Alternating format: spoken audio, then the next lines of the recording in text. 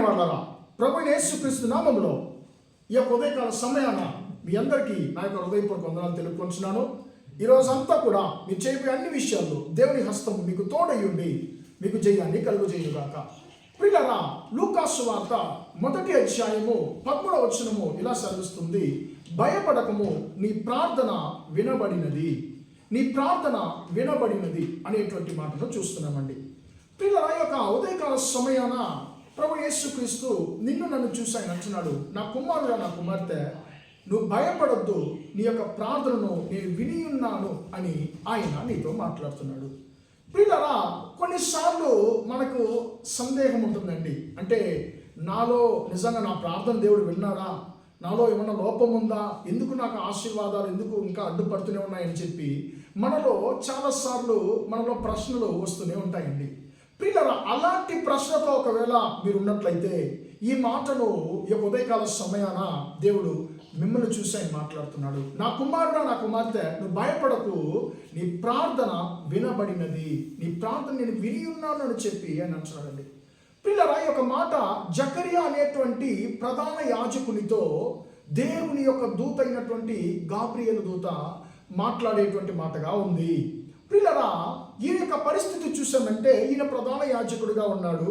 ఈయన దేవుని యొక్క ప్రత్యక్ష గుడారంలో దేవుని ఆరాధించేటువంటి ప్రజల కొరకు ఆయన పాప పరిష్కారం చేసేటువంటి నైవేద్యాలు అర్పించేటువంటి ఒక ప్రధాన యాజకుడిగా ఉన్నాడు. ప్రియులారా, కానీ ఆయన జీవితంలో ఒక లోటుబాటు ఉందండి, ఒక కొరత ఉంది. ఏంటంటే ఆయనకు సంతానం లేరు, పిల్లలు లేరు. అందరి కొరకు విజ్ఞాపన చేస్తున్నాడు, అందరి కొరకు ఆయన పాప పరిష్కారం చేస్తున్నాడు, అందరి కొరకు నైవేద్యాలు ఆయన అర్పిస్తున్నాడు. ఆయన ప్రార్థిస్తే ఆయన చెప్తే జరుగుతుంది. అలాంటి ఒక పరిస్థితిలో ఉన్న ఆయన యొక్క జీవితంలో ఒక లోపం, ఒక లోటుబాటు ఉంది, ఒక కొరత ఉందండి. ఏంటంటే ఆయనకు పిల్లలు లేరు. పిల్లరా, ఈరోజు మనం చూసి చాలామంది ఇలా ప్రశ్నిస్తారండి, మీరు ప్రార్థన చేస్తున్నారు, మీరు చర్చికి వెళ్తున్నారు, మీరు దేవుడికి అన్ని విషయాలు భయపడుతున్నారు, మరి ఎందుకండి మీ దేవుడు మీకు మేలు చేయడం లేదు అనేటువంటి ప్రశ్నను అన్యులు ఖచ్చితంగా మనం చూసి అడిగేటువంటి అవకాశం ఉందండి. కానీ కొన్నిసార్లు దానికి మనము సమాధానం చెప్పలేము. ప్రియులారా, కానీ ఆ యొక్క ప్రశ్నకు దేవుడు మనకు సమాధానము ఇచ్చేటువంటి దేవుడిగా ఉన్నాడండి. ఇప్పుడు ఈ యొక్క జకర్యాకు ఎలిజబెత్కు చాలా రోజులుగా వారు ఎదురు చూసేటువంటి మేలు జరగలేదు. చాలా రోజులుగా వారు ప్రార్థన విన్నట్టుగా వాళ్ళకి ఏం తోచలేదండి. దేవుడు మన ప్రార్థన విన్నాడా లేదా అనేటువంటి ఒక పరిస్థితిలోనే వారి జీవితము కొనసాగుతుంది.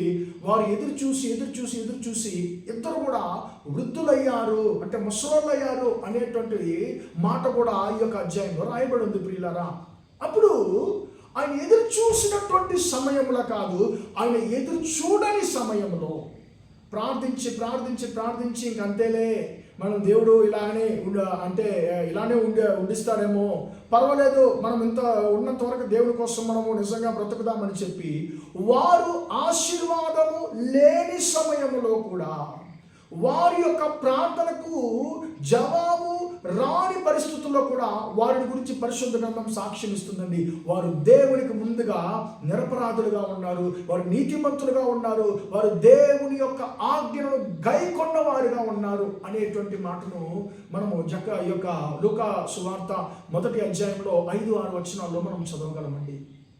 ఇంకోటి అంటే ఇక్కడ చెప్పబడినటువంటి ప్రత్యేకమైన మాట, వారు నిరపరాధులుగా ఉన్నారు, వారు నిర్దోషులుగా ఉన్నారు, వారు ఏ నేరము చేయలేదట.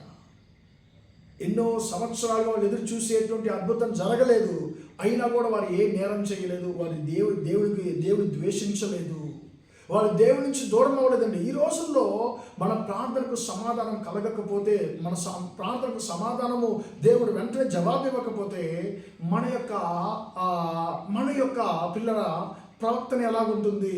మనం కొన్నిసార్లు దేవుని ద్వేషిస్తాము, బాధపడతాము, దేవుని ప్రశ్నిస్తాము. వీరు దేవుని ప్రశ్నించలేదు, ద్వేషించలేదు, దేవునికి దూరం అవ్వలేదు, దేవునికి ముందుగా నీతిమంతులుగా ఉన్నారు, ఆయన ఆజ్ఞలు గైకొన్నారు, నిరపరాధులుగా ఉన్నారు. ప్రియులారా, వారి యొక్క నిజమైనటువంటి వారి యొక్క పరిశుద్ధ జీవితాన్ని దేవుడు చూశాడు. ప్రియులారా, వారు అనుకున్న సమయాన కాదు, వారు అనుకోని సమయాన దేవుడు తమ దూతను పంపి వారి జీవితంలో వారి యొక్క ప్రార్థనకు సమాధానం దయచేస్తున్నాడు.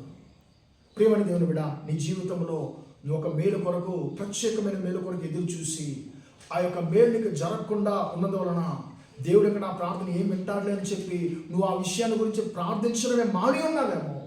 ఈ మాట నీకే దేవుడు మాట్లాడుతున్నాడు. నా కుమారుడు, నా కుమార్తె, నీ ప్రార్థన వినబడినది, భయపడకము, నీ ప్రార్థన వినబడినది అని చెప్పి ఈరోజు దేవుడు నీతో మాట్లాడుతున్నాడు. నీ యొక్క దుఃఖ దినములో దేవుడు ఆయన సమాప్తము చేయబోతున్నాడు.